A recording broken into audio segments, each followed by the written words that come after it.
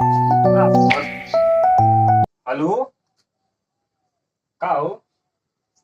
अरे अगर हम तोरा बाजार में हैं। अरे सही कर हम तोरा बाजार में हैं, हम बाद में फोन करब। अगर हम बाजार में हैं तू एक मत आवा। चला ठीक। का दिनवा परेशान करनी सो। हेलो। का हो? अरे हम अगर खिमान में आवे वाली यार घास होत हई। तू मेरे दिनवा परेशान नहीं के लिए तू। अगर हम सोनी कर दूं सोनी में टाइम कहाँ बे करी। चल ठीक रखा। आजकल जो लोग झूठ ना बोलबा ना, झूठ का जमाना है।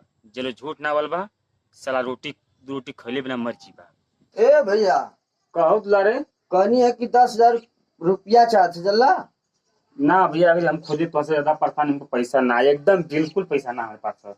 ना तुमके रहते तुमको बता दो एकदम दे देना। हम केहू के समय ला कि ना कहला कि ना हमारे पास पैसा है तो ना है, हम तुरंत दे देला ना झूठ भैया। बोलबा। ना भैया सही बात जा। ना जाए है। दो तो। दे के परेशान हो की देबो करा।